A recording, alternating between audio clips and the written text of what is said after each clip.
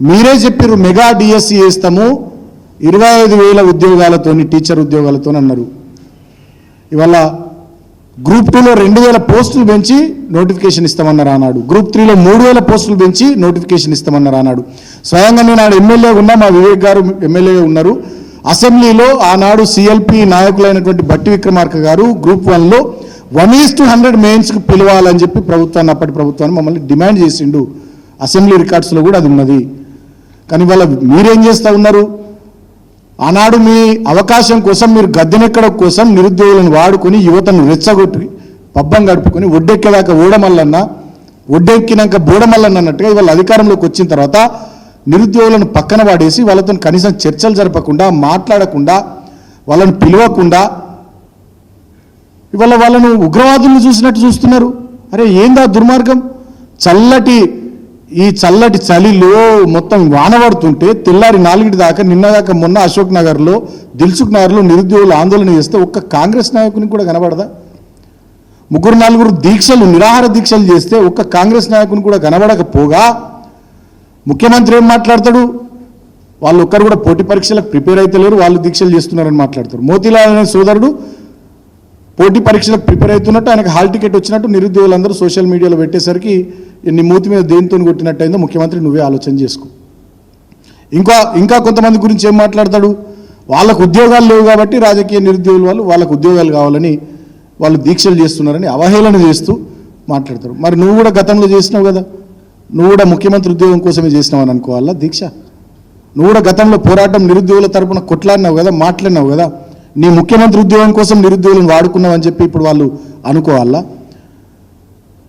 ఇక వీటికి పైపెచ్చు ఒక కాంగ్రెస్ పార్టీ నాయకుడు రేవంత్ రెడ్డి గారి శిష్యుడు మాట్లాడతాడు, వాళ్ళు బలిసి దీక్షలు చేస్తున్నారు, బలిసి నిరుద్యోగులు రోడ్డు ఎక్కుతున్నారు, పోరాటాలు చేస్తున్నారని కాంగ్రెస్ పార్టీ నాయకుడు మాట్లాడతారు.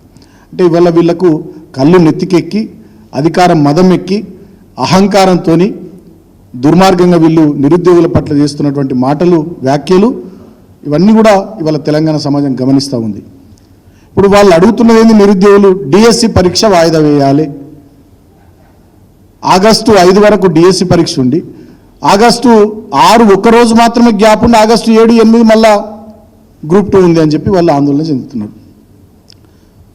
కాబట్టి నేనేమంటున్నా అంటే గ్రూప్ 1 పరీక్షల విషయంలో కానీ, గ్రూప్ 2 విషయంలో కానీ, గ్రూప్ 3 విషయంలో కానీ, డిఎస్సి విషయంలో కానీ వాళ్ళు కొంత వ్యవధి, ఉద్యోగాలకు సంబంధించినటువంటి పోటీ పరీక్షలు పెట్టొద్దు, నోటిఫికేషన్లు ఇవ్వద్దని నిరుద్యోగులు మాట్లాడతలే.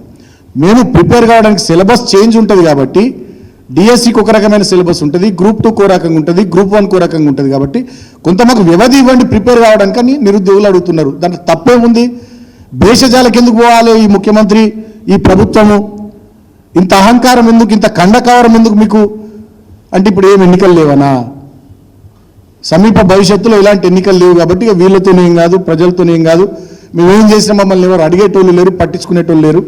అసెంబ్లీ ఎన్నికలు అయిపోయినాయి, గద్దెనెక్కినాం, పార్లమెంట్ ఎన్నికల్లో కొన్ని సీట్లు సంపాదించడం, ఇప్పుడు సమీప భవిష్యత్తులో ఏ ఎన్నికలు లేవు కాబట్టి ఎవరిని పట్టించుకోవాల్సినటువంటి అవసరం లేదనే ధోరణిలో వాళ్ళ పుండు మీద కారం చల్లినట్టుగా రెచ్చగొట్టే విధంగా ఈ ముఖ్యమంత్రి గారు కానీ, కాంగ్రెస్ పార్టీ నాయకులు కానీ మాట్లాడుతున్నారు.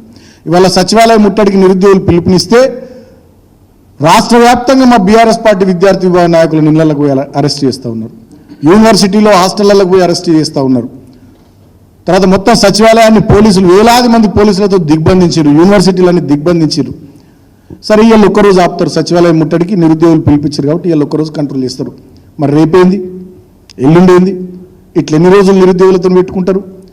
లక్షలాది మంది యువతతోని, వాళ్ళ మనోభావాలతోని ఎన్ని రోజులు మీరు ఆటలు ఆడుకుంటారు? ముఖ్యమంత్రి గారు అడుగుతున్నాం మేము.